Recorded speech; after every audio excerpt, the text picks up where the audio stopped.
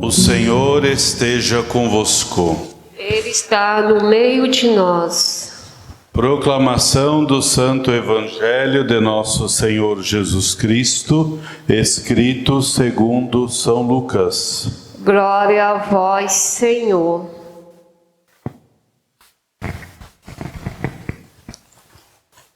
Naquele tempo disse Jesus: se algum de vós tem um empregado que trabalha a terra ou cuida dos animais, por acaso vai dizer-lhe, quando ele volta do campo: vem depressa para a mesa?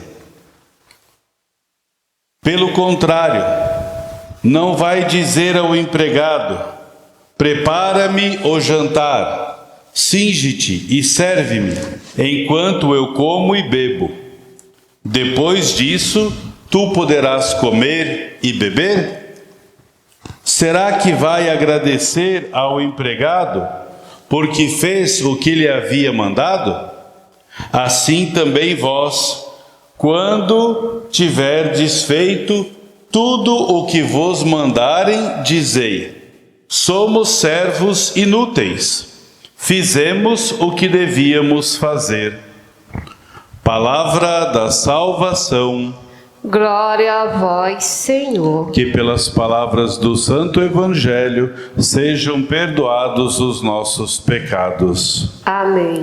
Queridos irmãos e irmãs, Jesus, Ele chama a nossa atenção neste Evangelho para que cada um tenha a consciência daquilo que deve ser feito, daquilo que é próprio da nossa missão.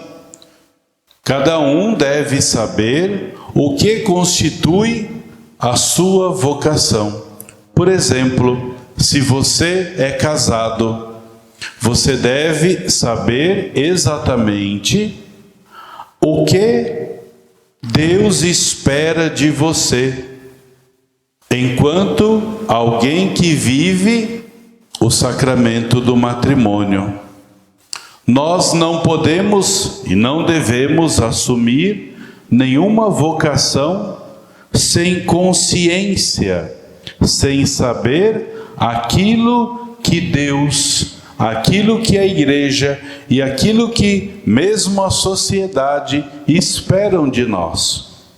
Nós temos deveres a serem assumidos, nós temos responsabilidades. Assim, pois, alguém que se casa deve viver como Jesus amou a sua igreja e por ela se entregou, deve viver com seu cônjuge, na semelhança do amor que Cristo teve para com a sua igreja, entregar-se até mesmo o ponto de dar a vida, como Cristo se entregou pela igreja, pela salvação da humanidade. Por isso, nós temos no sacramento do matrimônio, nesse exemplo que estou dando, uma responsabilidade espiritual, um compromisso espiritual, um compromisso moral, um compromisso ético, um compromisso afetivo, um compromisso social.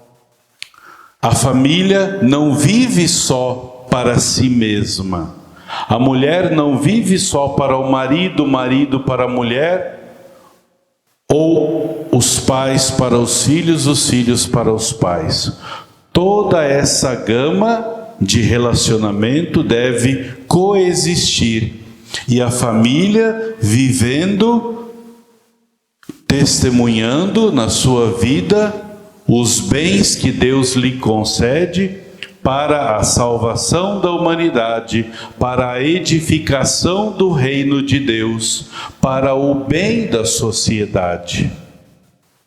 Assim, por exemplo, uma pessoa que se casa, continuo nesse exemplo que estou dando, ela só se casa para desempenhar e para realizar os seus projetos pessoais, ela não está vivendo aquilo para o qual ela disse o seu sim. Assim também aquele que não se casa, que vive o que nós chamamos o celibato. Ele, mesmo que não se casa, que não constitui uma família como essa que nós conhecemos, ele também tem suas responsabilidades espirituais, morais, éticas, afetivas, sociais, psicológicas, eclesiais. Na vida pessoal, na vida da sua família, do seu bairro, da sua cidade, da sua comunidade cristã, na vida de toda a sociedade. Assim também um sacerdote, ele assume uma vocação, ele não tem uma família estrita, como são aqueles que recebem o sacramento do matrimônio, mas ele também tem suas responsabilidades espirituais, emocionais, afetivas, sociais, eclesiais. Porque Deus, ele age e atua em cada um de nós. O nosso bem viver, a nossa vocação é um testemunho para a vida da igreja, para a santificação da humanidade, para o bem social. Por isso, quando Jesus no Evangelho hoje nos diz, cada um depois de ter feito aquilo que cabe fazer, se é que nós temos consciência do que nos cabe fazer. Por isso o Evangelho nos chama a essa consciência. Depois de tivermos feito tudo aquilo que nos cabe, cada um possa dizer: somos servos inúteis, fizemos o que devíamos fazer. Amém.